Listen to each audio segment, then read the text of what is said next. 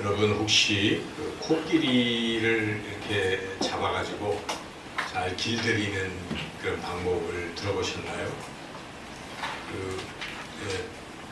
어떤 글에 이렇게 나와 있더라고요.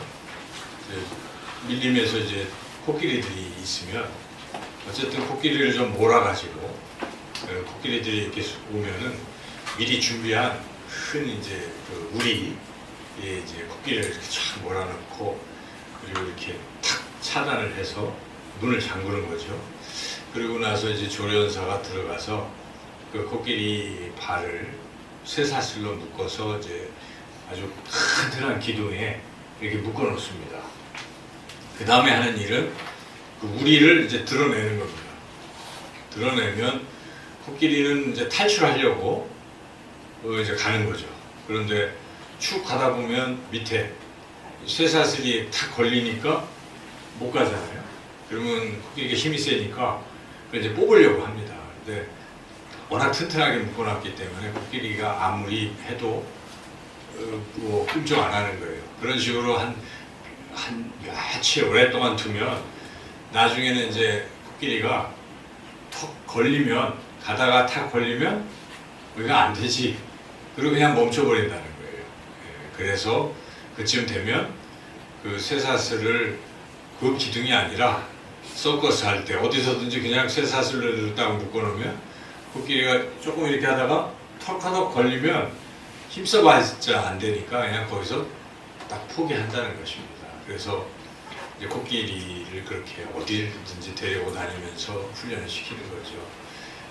그걸 우리가 이제 생각해 볼 때 우리 자신도 혹시 내가 옛날에 해보니까 안 돼. 또 이렇게도 안 돼. 이런 생각 때문에 어떤 벽을 넘어서지 못하고 그런 상황이 딱 접하면 과거를 생각해서 그냥 그 자리에서 주저앉거나 포기하거나 그런 때는 없는지 우리가 한번 돌아봐야 하겠습니다. 어떤 아빠가 있었습니다. 이 아빠가 정말 감당하기 어려운 시련을 이제 겪고 있었습니다. 그래서 너무 깊은 절망감에 빠졌는데 그래도 그날 또 자기 아내에게 또 생일인지라 아내에게 선물을 하나 이렇게 사가지고 집으로 들어갑니다. 하지만 자기 처한 상황이 너무나 힘들기 때문에 그냥 아주 절망 속에 이렇게 어깨가 축 처지고 풀이 죽어있는 모습으로 이제 들어갑니다. 근데 마침 보니까 이 딸이 이렇게 앉아 있어요. 근데 딸은 몸이 불편해서 움직이지를 못합니다. 휠체어에 있는 어린 딸이 있었어요. 딸이 아빠를 보고 방긋방긋 웃고 이제 그래서 조금 기운이 났지만 그래도 이내 자기 처지를 생각하며 매우 큰 절망감에 빠져 있었습니다. 근데 이렇게 선물 들고 오는 아빠의 모습을 보고 이 딸이 아빠한테 아빠 그거 뭐야? 그래서 이거 엄마한테 줄 선물이야. 그랬더니 딸이 내가 엄마한테 줄게 이 얘기를 하는 거예요. 근데 딸은 걸을 수가 없잖아요. 그래서 엄마한테 갖다 줄 수가 없는 거죠. 그래서 아빠가 마음이 아파서 그래 그렇지만 네가 엄마한테 갖다 주기가 어렵지 않니? 근데 딸이 전혀 기죽지 않고 아빠를 보며 얘기를 하는 것입니다. 아빠 품에 안겨서 내가 갖다 주면 되지. 이 얘기를 듣고 아빠가 생각해 봅니다. 그렇지. 나 혼자는 안 돼도 내가 만약 하나님 품에 이렇게 안길 수만 있다면 나도 무엇이든지 할 수 있지. 그러면서 아빠가 큰 용기를 냈다 하는 그런 이야기가 있습니다. 우리가 살면서 이런저런 일로 포기도 하고 또는 때로는 실망해서 또 어떤 좌절하고 하는 그런 절망적 상황에 그대로 머물러 있을 수가 있습니다. 하지만 우리는 어떤 상황에서도 우리를 안으시고 우리를 일으켜 주시는 분이 계신 줄로 믿습니다. 그분이 바로 우리 예수님이십니다. 오늘 우리가 읽었던 이 본문 말씀은 절망에 빠진 이들을 일으켜 세워주시는 예수님의 그 귀한 모습 우리가 볼 수 있게 하는 그런 귀한 본문입니다. 오늘 이 본문에 보면 본문이 너무 길었죠. 긴데 무려 23절이나 4절이나 되는데 이 본문에 두 인물이 등장합니다. 근데 두 인물의 공통점은 한결같이 뭡니까? 절망적 상황에 놓였다는 것입니다. 첫째 등장하는 회당장. 회당장은 가장 사랑하는 딸이 지금 거의 사경을 헤매고 이제 죽게 된 이런 상황에 놓여 있어요. 여러분, 자기가 아픈 것도 힘들지만 자기 자녀가 거의 죽게 되는 이런 상황에 놓이면 여러분 어떻겠습니까? 거의 절망적 그런 상황에 빠질 거예요. 그게 뭐 나을 수도 없고 하는 불치병이라면 그런 생각이 들 것입니다. 이 회당장은 그런 절망에 놓여 있는 것입니다. 그리고 또 한 사람은 누구입니까? 한 여인인데 12년 동안 피가 마르지 않는 아마 여성 무슨 출혈증 같은 걸 거예요. 그래서 이걸로 또 고생하고 살아가고 있었어요. 근데 나름 고쳐보려고 의사들도 찾고 그러면서 치료를 받아보려고 애를 써봤지만 치료비 다 탕진하고도 병은 낫지 않는 겁니다. 그래서 이제는 어떻게 해볼 도리가 없는 더 이상 고침받을 수 없는 이러한 절망적 상황에 놓여 있는 또 한 여인이 있었다는 것입니다. 그런데 오늘 우리가 본문을 쭉 읽고 아는 것처럼 어떻습니까? 이 두 사람들이 다 절망을 이겼다는 것입니다. 회당장 야이로는 거의 죽었던 그 딸이 살아나는 이러한 기쁨을 누리게 되었고, 그리고 12해 동안 혈루증 앓던 이 여인은 어땠습니까? 그 병이 깨끗이 치료되는 그러한 은혜를 입었습니다. 이렇게 자기 힘으로는 일어설 수 없는 절망적 상황에 있었지만, 그러나 예수님께서 이들을 만남으로 이들이 그 절망을 이기고 다시 일어서게 된 것입니다. 여러분, 우리 예수님께서는 우리도 동일하게 그렇게 우리가 절망에 빠져 있을지라도 예수님께서 우리를 일으켜 세워 주실 줄로 믿습니다. 오늘 이 본문을 통해서 우리 예수님은 어떻게 그 사람들을 일으켜 세우시는지 그 과정을 우리가 찬찬히 들여다보면서 우리 인생 가운데 비록 내가 절망에 있을지라도 주님이 나를 동일하게 어떻게 일으켜 주실 것인지 여러분 기대하시고 또 그 과정을 잘 알므로써 우리가 잘 따라가시기를 축원합니다. 이 등장하는 사람들처럼 이 절망의 상황이지만 그래도 주님이 계셨을 때 그것을 잘 따라감으로써 이걸 극복한 것입니다. 우리가 주님이 계신 데에도, 우리를 일으켜 주신 주님이 계신 데에도 이걸 잘 모르면 그 일으킴을 받지를 못하고 그냥 계속 절망의 자리에 머무를 수도 있습니다. 오늘 본문을 통해서 어떻게 우리가 일어설 수 있는지 같이 은혜를 나누고자 합니다. 첫째, 이 예수님께서 어떻게 일으켜 세우시는가? 예수님은 예수님 앞에 나와서 간절히 뭔가 구하면 절대로 외면하지 아니하신다 하는 것입니다. 오늘 이 본문의 내용에 먼저 이 회당장 야이로를 보면 야이로가 자기 딸이 거의 죽게 된 이런 상황이 어떻겠습니까? 그냥 아이고 끝났구나 포기한 것이 아닙니다.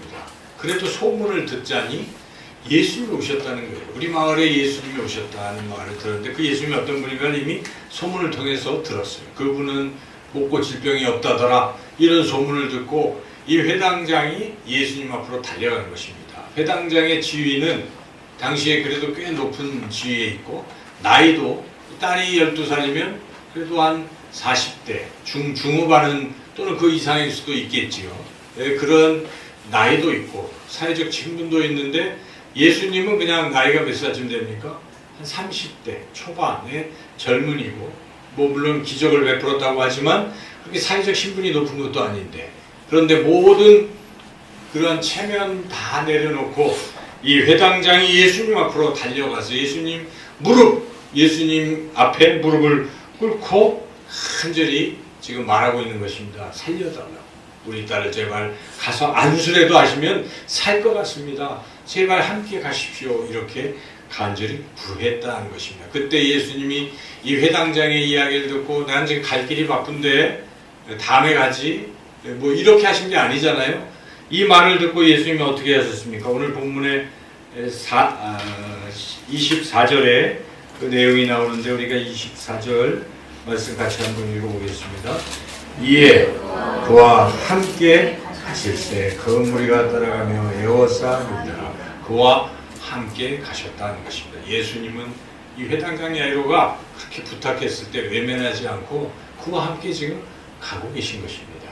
또 두 번째 여기 등장하는 12해를 혈루증으로 앓던 여인 이야기는 어떻습니까? 이 여인은 역시 그 불치병에 시달려 있을 때 예수님께서 지금 지나가신다는 소리를 들었어요. 이 여인도 동일하게 그 예수님이 내 병을 고쳐주실 것이다 하는 생각을 하게 된 것입니다. 그런데 사람이 너무 많으니까 이 여인이 예수님을 직접 만나기가 어려웠습니다. 또 본인이 그 불결한 병을 가지고 있기 때문에 유대의 그 레위기율법에 따르면 불결한 병을 가진 사람들은 남을 만지면 안 돼요. 남과 접촉해도 안 돼요. 그래서 그걸 알고 있는지라 혹시나 해가지고 어떻게 하고 있습니까? 몰래 군중 속에서 몰래 예수님의 옷을 이렇게 탁 만진 거예요. 어떤 심정으로 만졌겠습니까? 이거 만지면 내 병이 날 거야. 이런 믿음을 가지고 만졌다는 것입니다. 주님은 이 모든 것을 다 아시는 분이십니다.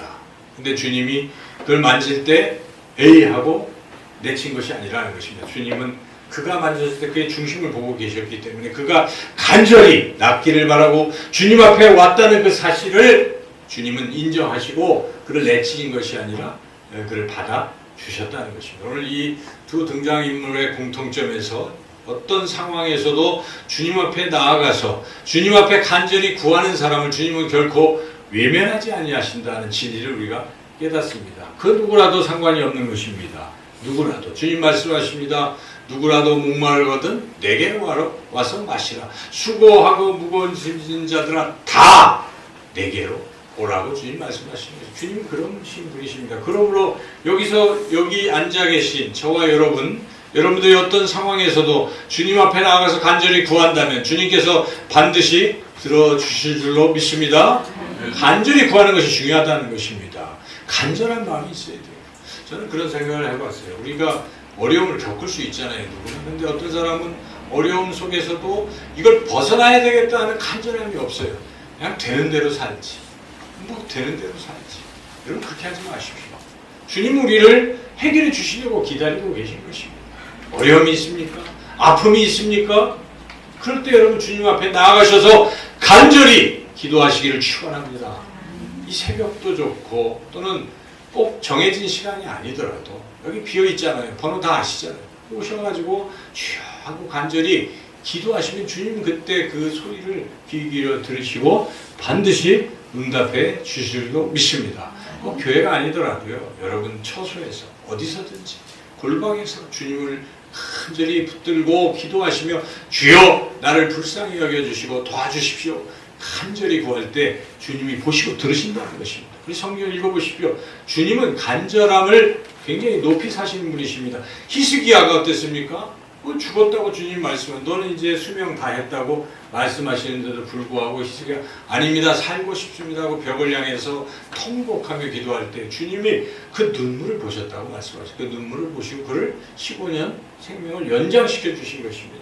성경에 우리가 볼 때마다 그 간절함을 주님은 결코 외면하지 않으신다는 것입니다. 여러분 간절히 구하시기를 축원합니다.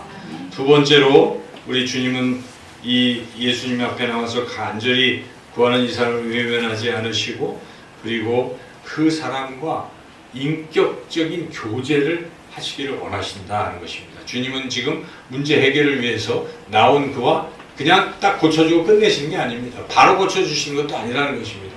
주님이 원하시는 것은 치료 그 자체가 목적이 아니라 그와 인격적인 관계를 맺고 싶으신 것입니다. 우리가 어떤 문제가 있습니까? 어려움이 있습니까? 해결받는 건 물론 중요합니다. 저는 더 중요한 것은 이런 어려움을 통해서 우리 예수님을 만나는 것입니다. 만나서 인격적으로 깊은 관계를 맺고 교제를 하는 것이 더 중요하다고 저는 생각해요. 왜냐하면 우리는 짧게 사는 게 아니지 않습니까? 이 땅에서만 사는 게 아니에요. 우리는 영원한 삶이 우리에게 주어질 것입니다. 주님과 함께 살아가는 것입니다. 그러므로 이 땅에 살아가는 동안도 주님과 교제하는 훈련이 필요해요. 주님을 만나고 느끼고 주님이 주시는 그 사랑과 은혜를 체험하는 시간들이 필요한 거예요. 주님은 그것 하기를 원하신다는 것이에요. 우리가 이 세상 살 동안 교제하기를 원하신다는 것이죠. 그래서 지금 여기에 이 혈루증 앓던 여인을 이렇게 대하는 태도를 보시면 주님은 어떻게 하고 계십니까? 이 여인과 교제하기를 원하십니다. 그래서 딱 여인이 딱 만졌잖아요. 그때 주님이 그냥 하고 네가 내 옷을 만졌구나. 너 믿음이 좋구나. 너는 치료되었구나 하고 그냥 하고 끝낼 수도 있는데 주님이 계속 시간을 끄시면서 뭔가 지금 대화를 나누고 계시다는 것입니다. 누가 내 옷에 손을 대었느냐? 이렇게 회중에게 물어보시잖아요. 제자들이 빈정됩니다. 아니 사람들이 이렇게 많은데 누가 됐는지 어떻게 압니까? 그리고 이 사람 저 사람 다 됐겠죠. 그걸 질문이라고 하십니까? 건방지게 제자들이 그런 식으로 반문하며 이렇게 얘기할 때 주님은 다 아시지만 왜 이렇게 빈정사는 말을 들을 정도의 이런 일을 하고 계십니까? 그 이유는 무엇입니까? 그 여인과 대화를 나누기를 원하시는 것입니다. 그래서 그렇게 말씀하셨을 때 여인이 드디어 뭐라고 얘기합니까? 내가 만졌습니다 하고 얘기하지 않습니까? 그때 주님이 이제 대화를 나누면서 그에게 무엇이라고 말씀하십니까? 오늘 본문에 34절 같이 한번 읽어보겠습니다. 예수께서 이르시되 가라 네 믿음이 너를 구원하였으니 평안히 가라 네 병에서 누워 건강할지어다. 이렇게 주님은 그 여인과 더 대화를 나누시고 그와 관계를 인격적인 관계를 맺어가신다는 것입니다. 그 결과 이 여인이 어떻게 됐습니까? 더 큰 축복을 받았다는 것입니다. 믿음을 칭찬받는 것뿐만 아니라 평안함을 얻게 됐습니다. 주님이 평안의 복을 샬롬의 복을 그에게 주셨고 그리고 네 병에서 놓여 건강할지어다 하는 이 표현은 무엇입니까? 미래형입니다. 앞으로도 계속 건강하거라 이런 말씀이에요. 그러니까 지금 당장 한 번에 치료됐다고 그걸로 끝이 아니라는 것입니다. 앞으로도 그 병이 재발되지 않도록 우리 주님께서 보장해 주시고 네가 평생 건강하게 될 것이다 이렇게 말씀하신다는 것입니다. 여러분 이 병이라는 것은 건강하게 살다가 다시 병이 걸릴 수도 있어요. 또 치료됐다가 다시 재발할 수도 있는 게 병이 있잖아요. 그런데 오늘 이 말씀을 통해서 우리는 무엇을 깨닫습니까? 우리 예수님과 인격적으로 계속 깊이 교제하는 사람에게는 이러한 질병도 완전히 깨끗이 온전히 치료될 줄로 믿습니다. 그리고 그 무엇보다 육신의 질병뿐만 아니라 주님이 주시는 그 평안을 우리가 얻게 된다는 것입니다. 주님과 만나서 살아가는 분들은 세상에 할 수 없는 평안을 누리게 된다는 것입니다. 아무리 상황이 바뀌지 않고 어려움이 계속될지라도 주님이 나와 함께 하시기 때문에 우리는 평안해집니다. 그리고 이겨낼 수 있다는 담담이 생기고 인내하고 기다리게 된다는 것입니다. 때가 되면 또 해결이 되는 것입니다. 여러분 이와 같이 주님과 깊이 인격적으로 교제하시는 그런 신앙의 삶을 사시기를 주님의 이름으로 축원합니다. 이제 또 주님께서 우리에게 완전히 절망 가운데 벗어나고 회복시키게 하는 단계의 세 번째 단계는 주님께서는 우리에게 믿음을 더해 주신다는 것입니다. 믿음을 더해 주신다는 것인데 오늘 이 본문에 두 번째 또 등장하는 이야기가 이 회당장 이야기죠. 이 내용이 이렇게 된 것입니다. 처음에 회당장 야이로가 예수님께 와서 간절히 우리 딸 살려달라고 같이 갑시다 해서 예수님이 가시잖아요. 가는 중간에 그 무리들이 가는데 혈루증 앓던 여인이 불쑥 나타나고 예수 옷자락을 잡고 시간을 끌고 있는 거예요. 그래서 회당장 입장에서 보면 무엇입니까? 우리 갈 길이 바쁜데 웬 여인이 나타나가지고 대화를 나누고 이러면 여러분이 회당장이라 그러면 무슨 생각이 들겠어요? 빨리 가야 되는데 이런 생각이 들 수도 있겠죠. 그렇죠. 지금 왜냐하면 딸은 지금 거의 거반 죽게 되었는데 한시가 급한데 안수하셔야 될 텐데 이게 무슨 방해인가 이렇게 생각할 수도 있어요. 그런데 주님은 이 사건을 통해서 사람들에게 다 은혜를 끼친과 동시에 특별히 주님은 이 회당장을 주목하고 계신 거예요. 회당장에게 뭔가를 주시려고 보여주셨다는 것입니다. 회당장에게 믿음을 주시려고 하신 것입니다. 그래서 이 과정을 통해서 봐라. 회당장아 봐라. 이 혈루증 앓던 여인이 옷자락만 만져도 나을 것이라는 믿음을 가지니까 치료되지 않느냐. 너도 그런 믿음을 가지라고 지금 그렇게 격려하고 계신 것입니다. 여러분 우리 인생 가운데에 우리 어려울 때도 누군가 믿음을 가지고 뭔가 해결됐다는 소리를 들으면 어떻습니까? 나도 그런 믿음 가져봐야지. 그런 생각이 들잖아요. 저분이 저렇게 하나님을 만나서 고침받았대. 간증을 들으면 그래 나도 믿자. 이런 생각이 들죠? 그것도 안 드십니까? 들잖아요. 그죠? 성경도 그런 거예요. 이 성경의 이 사건을 보면서 회당장 야이로 혈루증 앓던 여인 나도 그래야지. 나도 그런 믿음을 가져야지. 그렇게 하라고 주님이 우리에게 말씀을 주신 것입니다. 그러니까 성경을 주신 이유는 그거예요. 믿음을 좀 가지라는 뜻입니다. 그래서 주님은 이 회당장에게 혈루증 앓던 여인의 이야기를 이 사건을 통해서 믿음을 증진시켜 주시는 것입니다. 그런데 이제 이 회당장의 믿음이 테스트 받는 상황이 생겼어요. 이러고 났는데 이제 또 가야지 하는데 갑자기 자기 집에서 사람들이 들이닥쳤어요. 딸이 막 죽었다. 딸이 죽었다. 이제 그만 괴롭히세요. 상황 끝. 예수님 데려가실 필요도 없어요. 끝났어요. 이렇게 얘기하는 거예요. 예, 이때 회당장이 어땠을까요? 저 여자 때문에 혹은 뭐 등등 그럴 수도 있고 또는 뭐 여러 가지 상황이 있겠죠. 자, 이런 상황이에요. 그래서 우리가 그걸 정확히 알 수는 없어요. 그 얘기가 안 써있기 때문에 짐작을 해보는 거예요. 왜냐하면 예수님이 하신 말씀을 보면 다른 것보다 두려움이 있다는 것이죠. 두려움과 믿음이 지금 불신으로 조금 바뀌어 있는 상황이에요. 예수님이 하신 말씀이 36절에서 그렇게 말씀하셨기 때문이죠. 36절 읽어보겠습니다. 예수께서 그 하는 말을 곁에서 들으시고 회당장에게 이르시되 두려워하지 말고 믿기만 하라 하시고 죽었다고 해도 믿으라. 믿음이 흔들려서는 안 된다. 믿어라. 이 말씀하신 것입니다. 그리고 너무 두려워하지 말라는 것이죠. 상황에 절망적 상황에 너무 위축되지 말라는 것입니다. 겁내지 말라는 것입니다. 믿기만 하라라고 주님 말씀하신 것이죠. 이 말씀을 우리가 깊이 생각해 봐야 돼요. 주님은 지금 계속 회당장에게 무엇을 주시려고 이 모든 일들을 하고 계신 것입니까? 믿음을 주시기 위해서 그러시는 것입니다. 여러분이 혹시 이런저런 어려운 시련을 겪습니까? 왜 그렇습니까? 우리의 믿음을 튼튼하게 하시기 위한 과정인 줄로 믿습니다. 그렇게 생각하시면요, 믿음이 굳건해질 수 있어요. 상황을 이겨낼 수가 있어요. 근데 주어진 상황만 보고 괜히 왜 나만 이런 어려움을 겪고 왜 나만 이렇게 좀 좋지 않게 생각하다 보니까 믿음은 더 떨어지고 삶은 황폐해지는 것입니다. 그렇게 생각하면 안 됩니다. 오히려 하나님 나를 사랑하시는구나. 이 시련을 통해서 나의 믿음을 더 굳건하게 세우셔서 정금같이 단련시키기 위한 것이다. 여러분 그렇게 믿으시기를 축원합니다. 저는 우리 성도님들이 자랑스럽고 참 귀합니다. 여러분 한 분 한 분이 다 그런 분들 아니에요. 어려움을 잘 통과하셨어요. 특별히 이복기 집사님 그 어려운 과정에도 하나님에 대한 믿음을 가지고 이렇게 항암 치료를 이제 마칠 수 있어서 얼마나 감사한지 몰라요. 참 얼마나 힘들어요. 저는 못할 것 같아요. 그 영종도에서 아픈 몸으로 운전을 하고 여기까지 어지러운 가운데 오시는 게 보통이 아닌 거예요. 그렇죠?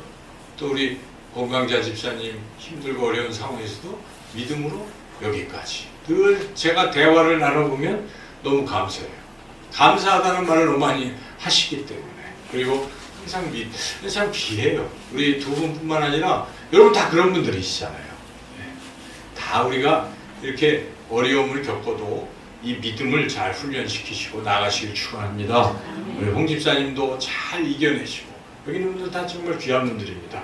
주님이 이 시련과 어려움을 주신 이유는 우리의 믿음을 더하시기 위한 것이다. 우리가 깨달고 우리의 더욱더 감사하시기를 축원합니다. 그리고 주님은 회복을 시켜주시는데 마지막 그 과정을 보면요, 그냥 축복 플러스 축복이라는 것입니다. 이 상황을 보면. 그렇죠? 여러분?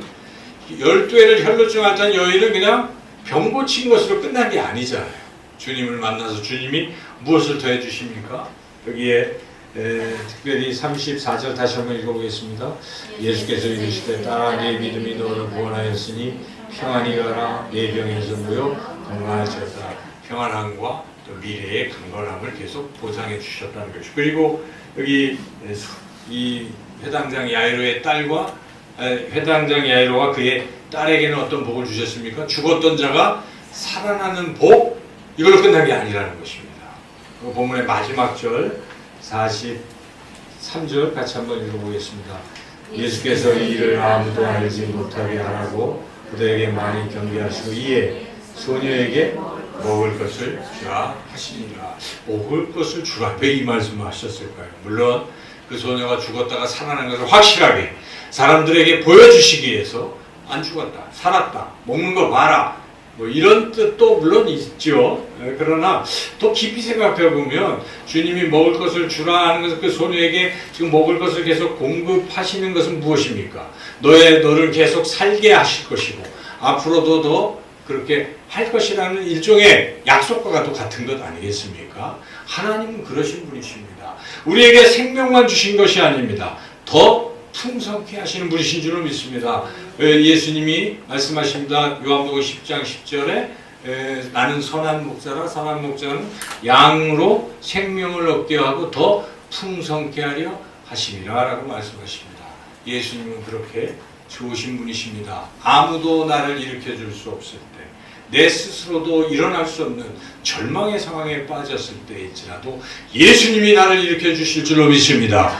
그 예수님과 인격적으로 교제하고 나아가시면 더 풍성한 은혜와 복을 받아 누리게 될 줄로 믿습니다. 우리는 구원받는 것으로 끝나는 것이 아닙니다. 하나님 나라 가는 것으로 끝나는 것이 아니라 이 땅에 살아가는 동안에 하나님 나라를 경험하시면서 여러분, 우리 사랑하는 성도님들 늘 행복하고 복된 그러한 삶을 살아가시기를 주님의 이름으로 축원합니다.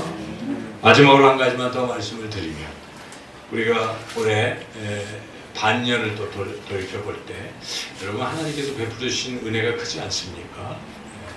따지고 보면 힘들었지만 결국 하나님이 나를 훈련시키셔서 오늘 이 자리에 있는 것만으로 저는 감사하다고 생각해요. 제가 아까 기도를 하면서 그런 마음이 들었어요. 여기 우리 사랑하는 성도님들이 이 건강한 모습으로 앉아있는 것이 이게 복이구나. 또 믿음이 굳건해서 그저 세상에 이렇게 빠져있는 것이 아니라 지금 이 자리에 하나님을 예배하는 자리에 우리 성도님들이 이렇게 함께 모여있는 것 자체가 하나님의 은혜라고 저는 생각합니다. 이것이 우리가 감사해야 할 일이죠. 또 설령 어려워도 여러분들은 믿음이 굳건해서 그 어려움을 바라보시는 눈이 하나님 나를 사랑하셔서 이 시련을 주셨구나. 이것을 이기게 하시려고, 더 큰 믿음 주시려고 그러시구나. 그렇게 또 하는 것 자체가 감사한 일입니다. 장미를 주셔도 감사, 장미꽃에 가시를 주셔도 감사. 늘 감사하는 그런 이 맥주 감사들 또 우리 모두의 삶이 되시기를 주님의 이름으로 축원합니다. 참 좋으